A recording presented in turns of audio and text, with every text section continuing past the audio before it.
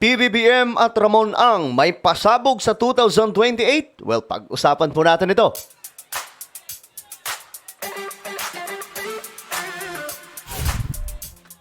So masyado pong maingay ngayon yung pangalan ni Ramon Ang, no? Hanggang ngayon, pinag-uusapan mga sangkay sa social media at mga balitaan. Matapos po ang malaking pasabog. Ngayon, pag-usapan po natin ito mga sangkay. Kung may napapansin po kayo ngayon sa galaw, no? Ni Ramon Ang. Bago yan mga sangkay, sa mga hindi pa po dyan nakakapag-subscribe, eto po tayo ay road to 2 million subscribers na.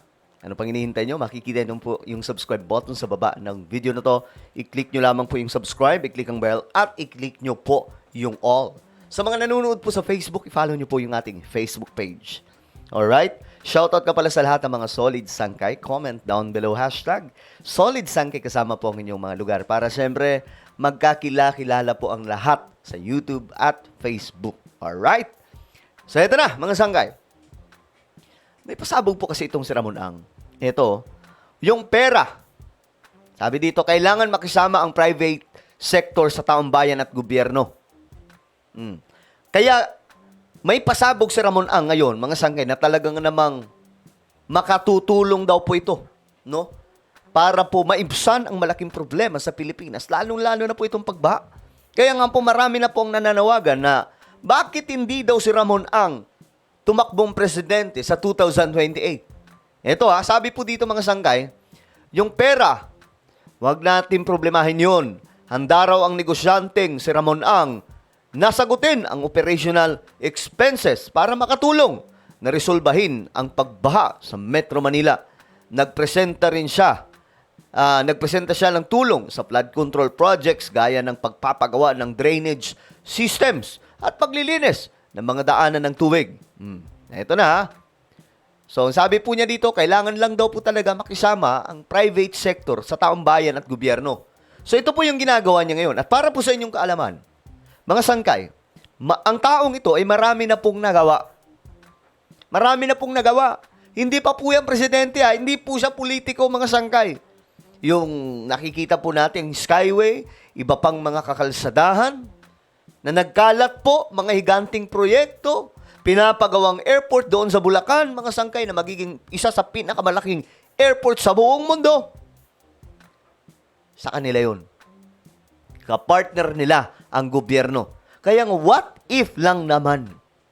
Ito yung tanong dyan What if maging presidente o tumakbong presidente mga sangkay itong si Ramon Ang, 'di ba? Kasi nga po, ngayon pa nga lang marami na nang nagawa Hindi pa po siya politician yan. Yung gobyerno pumupunta mismo sa kanya para ano? Para talagang makipag-ugnayan at makipagtulungan mga sangkay para po sa pagsasaayos sa ating bansa, mga proyekto na maipapagawa.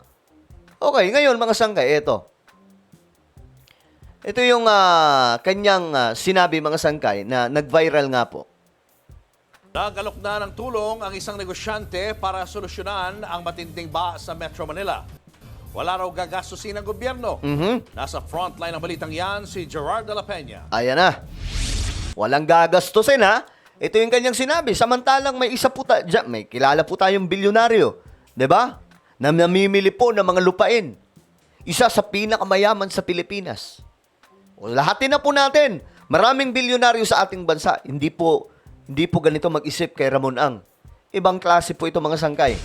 Sa kabila ng kaliwat ka ng flood control projects ng pamahalaan, ang mga ilog at creek sa Metro Manila, gaya nito, napupuno pa rin ng basura. Guys, para po sa inyong kaalaman, kahit nung panahon po ni former President Rodrigo Duterte, si Ramon Ang active, sobrang active mga sangkay. Yung paglilinis po ng Pasig River, siya, yung nakikita, yung nagba-viral before, mga sangkay, panahon ni dating Pangulong Rodrigo Duterte na inaayos na Pasig River, siya po yun, pasimuno po mga sangkay. Inayos po niya yung mga daanan ng tubig, hindi lang sa Pasig River, marami pa pong mga ilog sa Metro Manila ang inayos.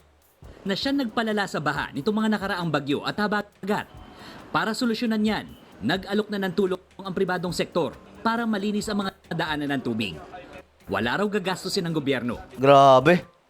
Kami sa private sector, kung saan yung bara at saan yung sira, magagawa namin kagad yan. Dahil private funds yan eh. No? Walang cost to the government. Welcome naman ito sa Metro Manila mayors. Ang LGU kahit papano may limitasyon tayo eh. Gusto ko bumili ng payloader at additional backhoe pero dadaan pa ako sa bidding process, canvassing, etc. It will take months. Wherein ang mga tulong tulad po ng San Miguel ay kaagad-agad. Totoo din yun mga sangkay, di ba? Kasi yung gobyerno natin alam naman po natin kung gaano ka mabusisi yan. No? May corruption pa nga mga sangkay sa mga, alam niyo, mga project. Siniwalat po yun ni PBBM. Pero kung bago i-release yung mabusisi po yan. Pero nananakawan pa rin mga sangkay. Unlike dito, kapag private, ito lang ang kinagandahan kapag private sector ang kumilos. Pag sinabi ng kanilang boss, ito gawin natin, gagawin nila. Sa Pilipinas, pag sinabi ni BBM, magtayo tayo ng ganito, dadaan pa po yan ng sangdamakmak na bidding, discussions, marami pa pong iba mga sangkay, budgeting, titingnan pa, hanap ng investor. So, mahaba-habang proseso. Itong si Ramon Ang, isang pitik lang. Kumbaga, ito, gawin natin to. Alam niyo mga sangkay, bagay nga po ito maging prime minister. Kasi kung matalino si BBM, matalino din po ito. No? Siya po mismo ang nagsasabi mga sangkay na itong si PBBM may napakatalinong presidente. Mamaya, titingnan po natin yan. Isa ang lungsod ng Maynila sa mga matinding binabaha tuwing umuulan. Puno na nga raw ang emergency room sa mga ospital nila sa dami ng kaso ng leptospirosis. Ang mga flood control project daw kasi hindi naman napapakinabangan. Kabilang dyan ang Sunog Apog Pumping Station sa Tondo, Estero de Abad, Padre Faura at Remedios. O itinayo, hindi gumagana. Now the president was caught in the dark, caught in the middle, wherein, but ganito ang baha. I think the president should be informed properly. O nagbigay siya ng pera. O ngayon, may tumodas. Wala pang komento rito ang DPWH na siyang namamahala sa mga proyekto. Pero nauna nang sinabi ni Pangulong Bongbong Marcos na hawak na niya ang listahan ng mga posibleng sangkot sa katiwalian sa mga flood control projects ng gobyerno. Sinisiyasat na yan. Nagbabalita mula sa...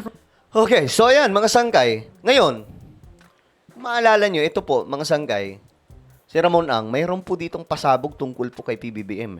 Panoorin po natin. Natin is the government is very cooperative, especially a visionary leader like BBM. Grabe, a visionary leader like BBM. Alam nyo, guys since kung hindi talaga magagawa ng paraan na ma-extend si PBBM, kasi matalino si BBM Sa totoo lang, nanginayang po talaga ako. 6 years, hindi po talaga enough na pamunuan ng Pilipinas. Isaayos. Guys, tingnan nyo yung paligid. Tingnan nyo yung ating bansa, lumalago po mga sangkay yung ekonomiya. Yung mga dayuhang negosyante nagkukumahog sa Pilipinas. Bakit? Because of Bongbong Marcos. Kaya nga sabi po ni Ramon Ang dito, itong ating bansa, pinamumunuan ng isang visionary leader. Si BBM yun. Eto, sabi niya. Tawag nga niya ako. Pinatawag niya ako nung natapos yung public building. Natapos yung public bidding. Bidding po yun. Hindi building. Nung nanalo na ako Sabi niya, Mon, paliwanag mo nga sa akin yung timeline kung paano mo gagawin at anong gagawin mo. Bira yan, ha? Nag-accept pa siya ng oras para pag-usapan yun. Si BBM, presidenteng mahilig sa detalya. Sa madaling sabi, presidenteng matalino, mga sangkay. Kasi may mga presidente na, okay na yan, sige, approve na sa inyo. Sige. Si BBM hindi. Bago okay, tingnan ko muna. Baka mamaya, magaya tayo ng isang project na galing dun sa ibang mga presidente. Tapos pagdating sa kanya, bumagsak. Di ba, mga sangkay. Si BBM, chine-check po niya yung talagang eksaktong gagawin sa isang proyekto. Matalino Ala, wala ka na mahihingi. Because of BBM, Because of BBM, the investors' confidence are very strong. exactly. Kita nyo ngayon, galing po siya sa India, si BBM. Nagkukumahog yung mga investor dito. Ang laki pong pera, mga sangkay na bit-bit ni Pangulong BBM dito sa ating bansa. Para sa mga direct investment. So nakakatuwa, mga sangkay. Ang mga sinasabi nila nag-aalisan na rito, ito yung mga nasa mga sugalan siguro, yung mga pogo, mga illegal funds, siya nagtatakbuhan na yun. Kasi hinuhuli na ng gobyerno eh. Pero yung mga legal na pera, mga legal na negosyante, lahat nandito. Tingnan mo yung Shoemart. Grabe ang investment ng Shoemart sa Pilipinas. Kita mo Henry C. family. Kita mo, di ba? In lahat ng Filipino family, grabe ang investment sa Pilipinas. Kaya ako sa tingin ko, after 2020, Ayan na, after 2028, ano sabi ni Ramonang? si BBM, mamimiss ng mga Pilipino. Exactly. Mamimiss po talaga natin si PBBM by 2028. Bakit? Dami pong programa ngayon. Diyos me, Marimar. 20 pesos na bigas. Magro-roll out po buong Pilipinas. Saan ka nakakita niyan? Yung NFA hindi na po katulad dati. Panahon kasi ni Tate Digong, ang NFA may mga bukbok. Panahon ni BBM, wala na mga bukbok ang NFA. 'Di ba? Mabango na yung bigas. Oh, the only Filipino president na hindi nagpaduro sa mga dayuang gusto mang-agaw ng lupa natin. Yan. Eh ako naman nagsasabi lang ng totoo kasi Ayan, mga sangkay, no? Yan yung pasabog ni Ramon Ang kay PBBM. Kaya nga, alam nyo, anong malay po natin by 2028? Since 6 years lang po talaga sa Constitution natin, ang presidente, isang beses lang po tatakbo. Wala na pong re-election na magaganap. Ngayon, mga sangkay, si Ramon Ang, viral sa social media. Kung si Ramon ang tatakbo na presidente by 2028, baka mangyari, ilang paso niya ng husto si Vice President Sara Duterte. Matalino rin po ang taong ito. Pansin nyo, napansin niya yung talino ni PBBM? Mamuno. So, ngayon, mga sangkay, anong opinion nyo? Tingin nyo ba, mga sangkay, may malaking pasabog na gagawin si PBBM at Ramon Ang by 2028 since dikit ang dalawa? Comment down below, mga sangkay. Meron po tayong YouTube channel, Sangkay Revelation. Hanapin nyo po ito ngayon sa YouTube. Kapag nakita nyo na, i-click nyo po yung subscribe, i-click ang bell, at i-click nyo po yung all. Ako na po ay magpapaalam. Mag-iingat pong lahat. God bless everyone.